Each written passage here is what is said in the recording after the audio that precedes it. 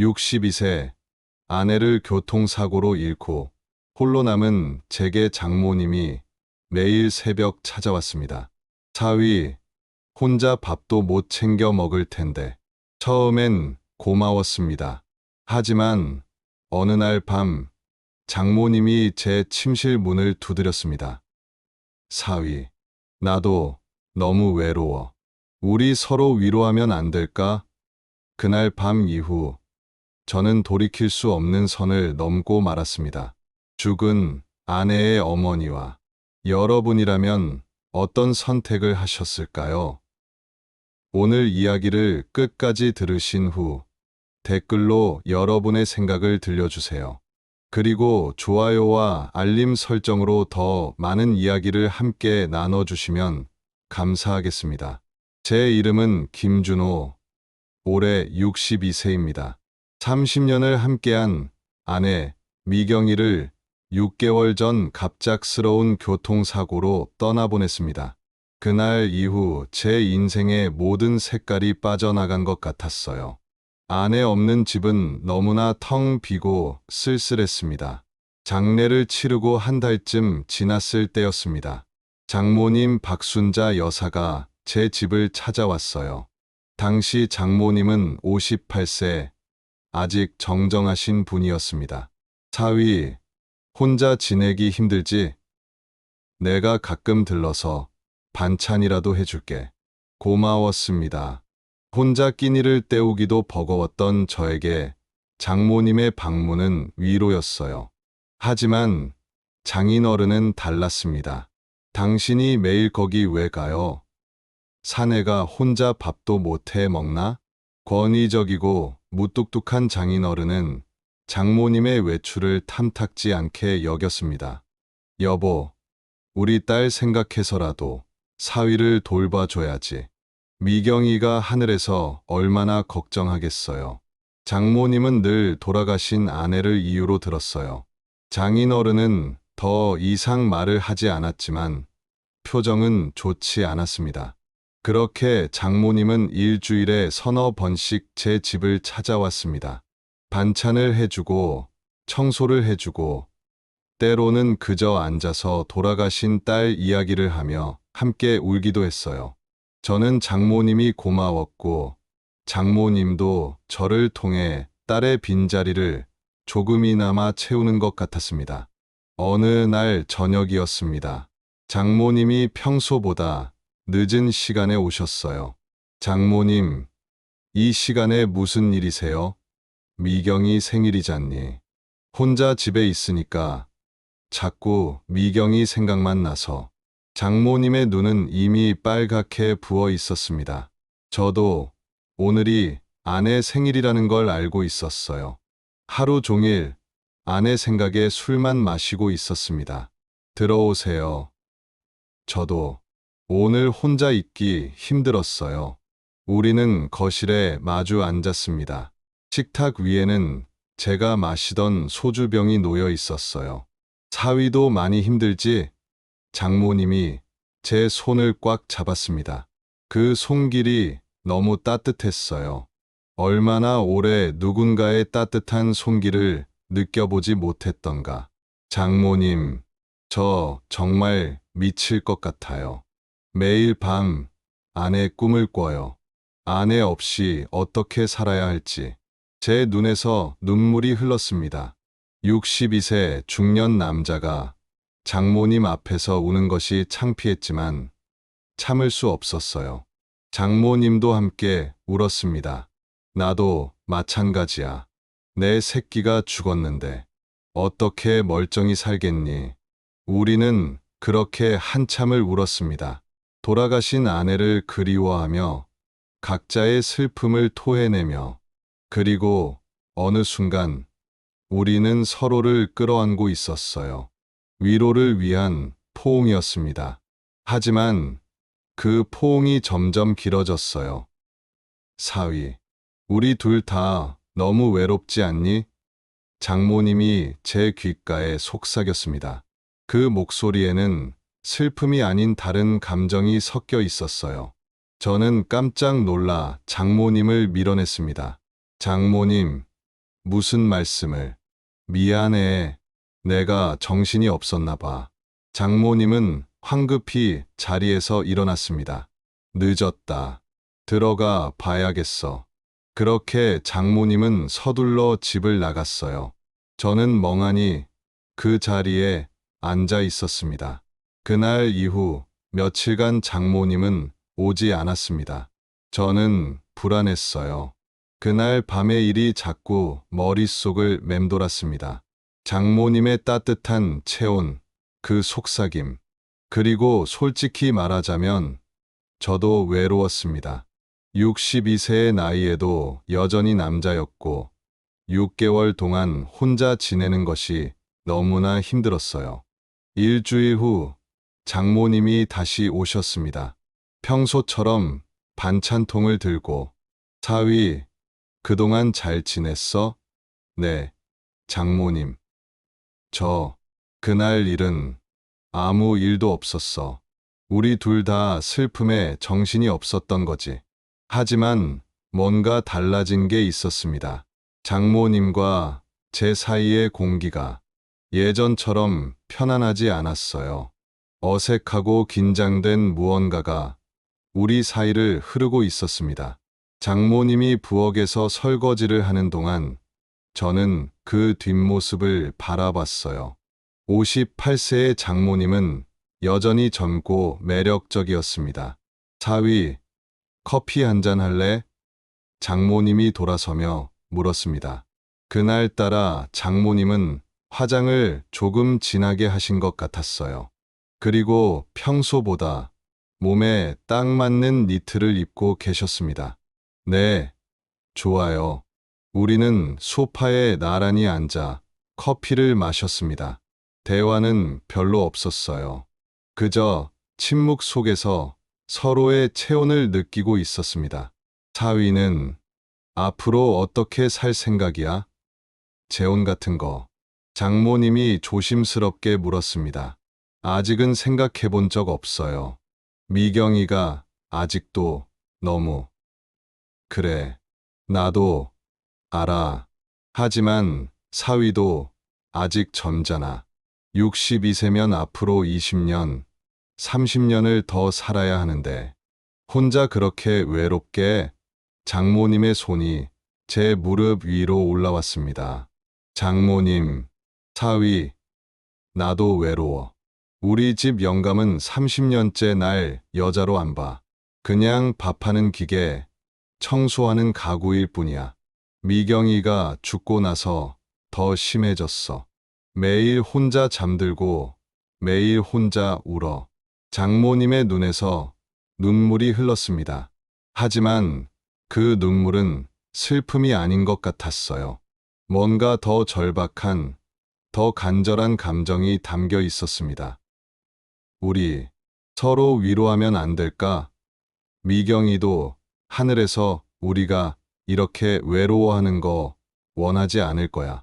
그 순간 거울 속 초라한 제 모습을 보며 생각했습니다. 나는 지금 무엇을 하려는 건가? 죽은 아내의 어머니와. 하지만 너무 외로웠어요. 너무 힘들었습니다. 그리고 장모님도 같은 고통 속에 있다는 게 느껴졌어요. 장모님, 이러면 안 됩니다. 제 목소리는 떨리고 있었습니다. 왜 안 돼? 우린 둘 다 어른이고 둘 다 외로워. 누구한테 피해 주는 것도 아니잖아. 장모님이 제 얼굴에 손을 가져다 댔습니다. 장인어른은 그 사람은 신경 쓰지 마.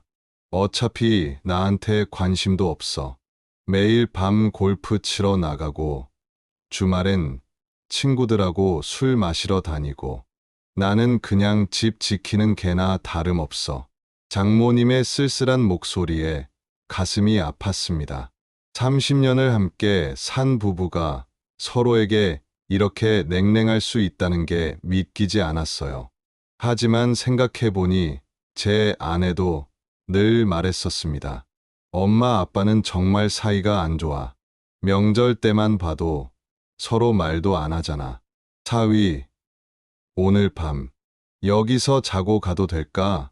장모님의 물음에 저는 숨이 막혔습니다. 네? 무섭지 않니? 이렇게 큰 집에 혼자. 나도 무서워. 집에 가면 또 그 차가운 침대에 혼자 누워야 하는 게. 장모님은 일어나서 제 손을 잡아 끌었습니다. 저는 저항하지 못했어요. 아니, 저항하고 싶지 않았습니다. 우리는 침실로 향했어요. 6개월 전 아내가 마지막으로 누웠던 그 침대. 장모님, 여기는 괜찮아. 미경이도 이해할 거야. 엄마랑 남편이 둘 다 너무 외로워서 서로 의지한다고 하면 장모님은 침대 가장자리에 앉았습니다. 그리고 저를 바라봤어요. 달빛이 창문으로 들어와 장모님의 얼굴을 비췄습니다. 58세의 나이가 믿기지 않을 만큼 아름다웠어요. 아니, 어쩌면 외로움이 사람을 더 아름답게 보이게 하는 건지도 몰랐습니다. 사위, 나 오늘 밤 혼자 있기 싫어. 그냥 안아주기만 해도 돼. 응? 저는 천천히 장모님 옆에 앉았습니다. 그리고 조심스럽게 장모님을 안았어요. 장모님의 몸이 제 품에 폭 안겼습니다. 고마워, 사위. 이렇게라도 누군가의 온기를 느낄 수 있어서. 우리는 그렇게 한참을 안고 있었습니다. 그런데 점점 그 온기가 다른 것으로 변해가는 게 느껴졌어요. 장모님의 숨소리가 거칠어졌고 제 심장도 빠르게 뛰기 시작했습니다. 사위, 장모님이 고개를 들어 제 눈을 봤습니다. 그리고 조심스럽게 제 입술에 자신의 입술을 가져다 댔어요. 저는 놀라서 얼어붙었습니다. 하지만 밀어내지 못했어요. 6개월 만에 느껴보는 여자의 부드러운 입술. 장모님의 입술은 따뜻하고 촉촉했습니다. 키스는 점점 깊어졌어요. 처음에는 조심스럽고 서툴렀지만 점점 격렬해졌습니다. 우리는 서로의 옷을 벗기기 시작했어요. 그때 정말 모든 걸 포기하고 싶었습니다. 이성도, 도덕도, 모든 것을. 하지만 마지막 순간에 정신이 번쩍 들었습니다. 안 돼요, 장모님. 이러면 안 됩니다. 저는 벌떡 일어났어요. 장모님은 침대에 앉은 채 저를 바라봤습니다. 실망과 아쉬움이 가득한 눈빛으로. 미안해요. 저 아직 준비가 안 됐어요. 괜찮아, 사위. 내가 너무 급했나 봐. 장모님은 옷을 여미며 일어났습니다. 오늘은 이만 갈게. 늦었네. 장모님이 집을 나가고 저는 혼자 남았습니다. 침대에 앉아 방금 전 일을 생각했어요. 나는 지금 무슨 짓을 하려던 건가? 죽은 아내의 어머니와 거의 죄책감이 밀려왔습니다. 하지만 동시에 알 수 없는 아쉬움도 느껴졌어요. 장모님의 따뜻한 체온, 그 부드러운 손길, 그게 자꾸 생각났습니다. 그날 밤 저는 잠을 이룰 수 없었어요. 사흘 후 장모님에게서 문자가 왔습니다. 사위, 미안해. 그날 내가 정신이 없었어. 잊어줘. 하지만 저는 잊을 수 없었습니다. 오히려 그날 이후 장모님 생각이 더 자주 났어요. 그리고 일주일 후 저는 장모님께 전화를 걸었습니다. 장모님, 오늘 시간 되세요? 할 말이 있어서요. 그래, 갈게. 장모님의 목소리는 떨리고 있었습니다. 그날 저녁 장모님이 왔을 때 저는 결심하고 있었어요. 우리 둘 다 너무 외롭다는 것, 그리고 서로가 서로에게 필요하다는 것을 인정하기로. 장모님, 저 생각을 많이 했어요. 사위, 우리 서로 위로하면 안 될까요? 물론 이건 잘못된 일이에요. 하지만 우리 둘 다 너무 외롭잖아요. 장인어른도 제 아내도 더 이상 없는데 장모님의 눈에서 눈물이 흘렀습니다. 사위, 고마워. 내 마음 알아줘서. 그날 밤 우리는 다시 침실로 갔습니다. 그리고 이번에는 멈추지 않았어요. 우리는 서로의 외로움을 서로의 몸으로 달랬습니다. 죄책감도 있었지만 그보다 더 큰 것은 위로였어요. 침대 머리맡에 놓인 아내의 사진이 보였습니다. 미경아, 미안해.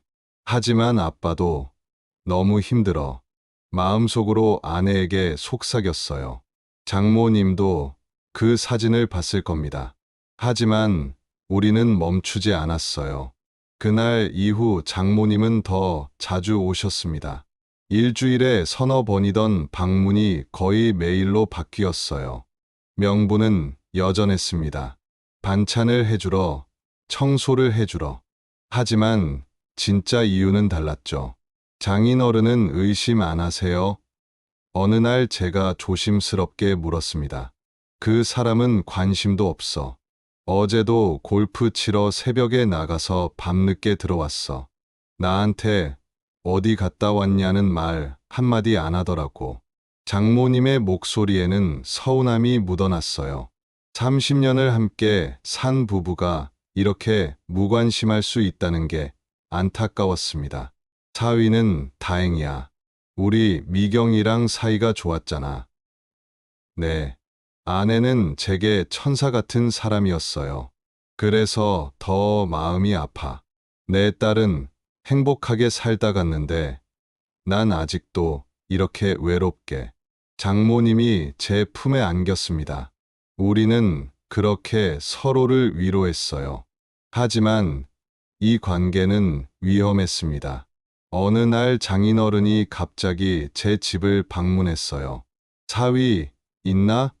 현관문이 열리는 소리에 장모님과 저는 깜짝 놀랐습니다. 다행히 우리는 그저 거실에서 TV를 보고 있었어요. 아버님, 어떻게?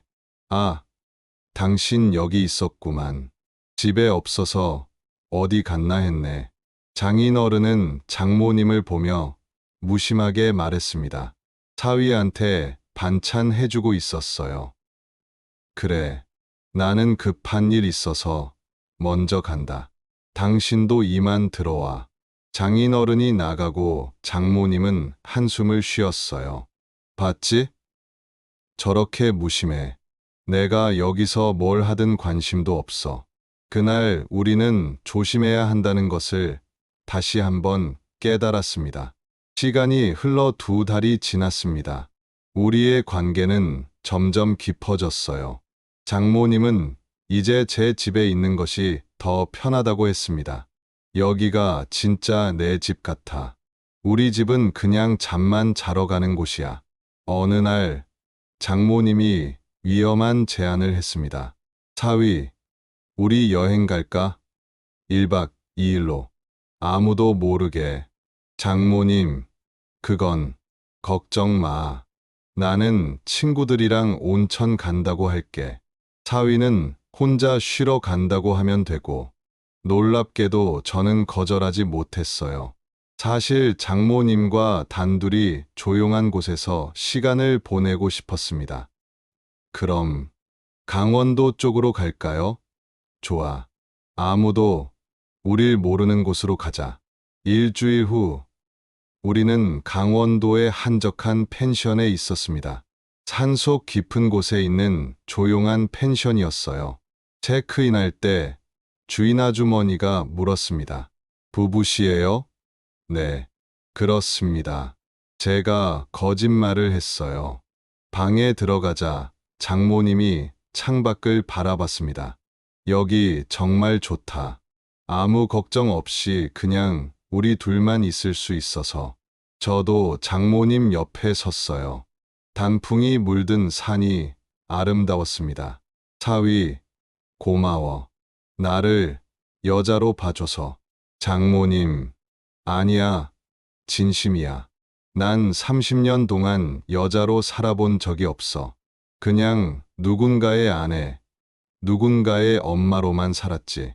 근데 사위는 날 여자로 대해줘. 장모님의 눈에서 눈물이 흘렀습니다. 하지만 그것은 슬픔의 눈물이 아니었어요. 행복의 눈물이었습니다. 그날 밤 우리는 펜션 침대에서 뜨겁게 서로를 안았어요. 아무도 우릴 방해하지 않았습니다. 죄책감도 잠시 잊을 수 있었어요. 다음 날 아침 함께 산책을 했습니다. 손을 잡고 걸었어요. 마치 진짜 부부처럼. 이런 게 로맨스구나. 장모님이 행복하게 웃었습니다. 사위랑 이렇게 데이트하는 기분이 드니까 이상해. 근데 좋아. 펜션 주인 아주머니가 우리를 보더니 말했어요. 보기 좋으시네요. 부부 금슬이 참 좋으신가 봐요. 저희는 어색하게 웃었습니다. 주인 아주머니는 우리가 장모와 사위라는 걸 꿈에도 몰랐을 거예요. 여행에서 돌아온 후 우리의 관계는 더욱 대담해졌습니다. 장모님은 이제 거의 매일 제 집에 왔어요. 새벽에 오셔서 아침을 해주고, 낮에는 함께 시장도 보러 가고, 저녁에는 같이 식사를 했습니다. 완전히 부부 같네요. 제가 웃으며 말했어요. 그러게, 이렇게 사는 게 진짜 부부 생활인 것 같아. 우리 집에서는 30년 동안 한 번도 이런 적 없었어. 장모님은 쓸쓸하게 웃었습니다. 그런데 문제가 생겼습니다. 동네 사람들이 수군거리기 시작한 거예요. 저 집 사위, 장모님이 매일 오시던데. 아내 죽고 외로우니까 장모님이 챙겨주시는 거 아니겠어? 그래도 매일은 좀. 어느 날 아내의 친구였던 분이 제게 전화를 했습니다. 준호 씨, 요즘 장모님이 자주 오신다면서요? 네, 반찬 해주시러. 조심하세요. 사람들이 이상하게 볼 수 있어요. 특히 장인어른이 아시면. 그 말에 등골이 서늘해졌습니다. 우리가 너무 방심했던 거예요. 장모님, 조금 조심해야 할 것 같아요. 사람들이 이상하게 봐요. 그래? 그럼 어떡하지? 나는 이제 여기 안 오면 못 살 것 같은데. 장모님의 표정이 어두워졌습니다. 괜찮아요. 그냥 조금만 횟수를 줄이면 돼요. 하지만 우리는 횟수를 줄이지 못했어요. 오히려 더 자주 만났습니다. 어느 날 밤, 장모님이 울면서 전화를 했어요. 사위, 나 오늘 집에 있기 싫어. 그 사람이랑 또 싸웠어. 거기 가도 될까? 무슨 일이세요? 그 사람이 나보고 맨날 밖에 돌아다닌다고. 집에나 있으라고. 30분 후 장모님이 왔습니다. 눈이 빨갛게 부어 있었어요. 장모님, 저는 장모님을 꽉 안았습니다. 괜찮아요. 여기 계세요. 그날 밤 장모님은 제 집에서 묵었습니다. 장인어른께는 친구 집에서 자고 온다고 문자를 보냈대요. 우리는 침대에 나란히 누워 있었어요. 사위, 나 이혼할까봐. 장모님의 말에 저는 깜짝 놀랐습니다. 뭐라고요? 더 이상 그 사람이랑 살 수가 없어. 30년을 참고 살았는데, 이제 미경이도 없는데, 뭐 하러 참고 살아? 하지만 장모님, 사위, 솔직히 말할게. 나 요즘 여기서 사위랑 있을 때가 제일 행복해. 진짜 부부 같잖아, 우리. 장모님의 고백에 저는 할 말을 잃었습니다. 사실 저도 같은 생각을 했었거든요. 장모님과 함께 있을 때가 가장 편했어요. 장모님 말씀은 이해하지만 그건 너무. 왜? 우리 진짜 재혼하면 안 돼. 장모님, 정신 차리세요. 우린 장모와 사위예요. 죽은 미경이 생각하면, 미경이라면 이해해 줄 거야. 엄마랑 남편이 둘 다 외로워서. 안 됩니다. 그건 절대 안 돼요. 저는 단호하게 말했습니다. 우리 관계가 이미 선을 넘긴 건 사실이에요. 하지만 재혼까지는 그건 정말 돌이킬 수 없는 일이었습니다. 장모님은 서운한 표정을 지었어요.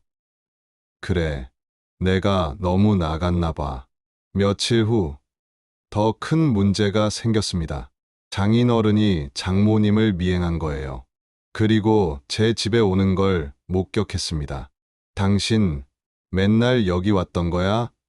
장인어른이 집 앞에서 장모님을 붙잡았어요. 여보, 오해야. 사위 챙겨주러. 챙겨준다고 이 시간까지 밤 10시에 저도 나갔습니다. 아버님, 죄송합니다. 장모님이 늦게까지. 자네, 설마. 장인어른의 눈빛이 날카로워졌습니다. 아닙니다. 저희는 거짓말하지 마. 다 보인다고. 당신들 표정에 다 쓰여 있어. 장인어른은 분노로 떨고 있었어요. 집으로 가자. 당장. 장인어른이 장모님의 팔을 잡아 끌었습니다. 아파. 나요. 당신이 이럴 줄은 몰랐어. 딸이 죽었다고 사위랑 바람을 피워? 바람이 아니에요. 우린 닥쳐. 집 가서 이야기하자고. 장모님은 울면서 끌려갔어요. 저는 그 자리에 서 있을 수밖에 없었습니다.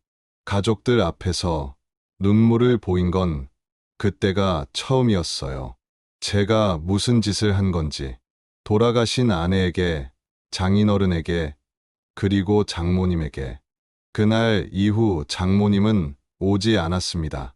전화도 받지 않으셨어요. 일주일이 지나고 한 달이 지났습니다. 저는 매일 죄책감에 시달렸어요. 장모님은 어떻게 지내실까? 장인어른한테 혼나시는 건 아닐까? 2달쯤 지났을 때 장모님한테서 문자가 왔습니다. 사위, 내일 만날 수 있을까? 할 말이 있어. 저는 곧바로 답장했어요. 네, 어디서 뵐까요? 우리 집 근처 카페로 와줘. 다음 날 장모님을 만났습니다. 장모님은 많이 야위어 계셨어요.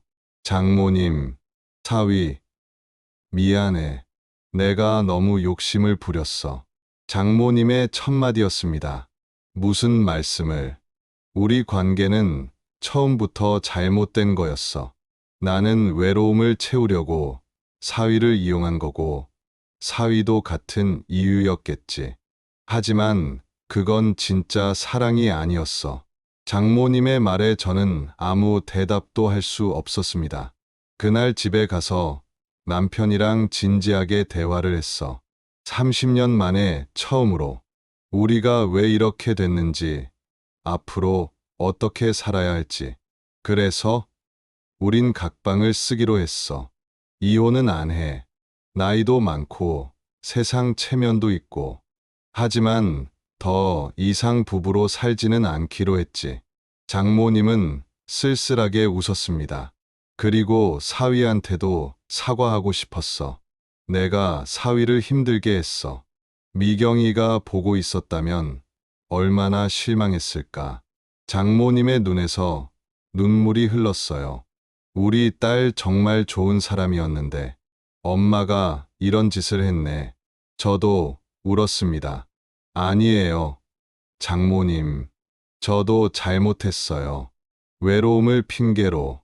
우리 둘 다 잘못했지. 하지만 이제 그만하자. 우리 각자의 길을 가는 거야. 장모님은 앞으로 혼자 살 거야. 아니, 혼자 사는 법을 배울 거야.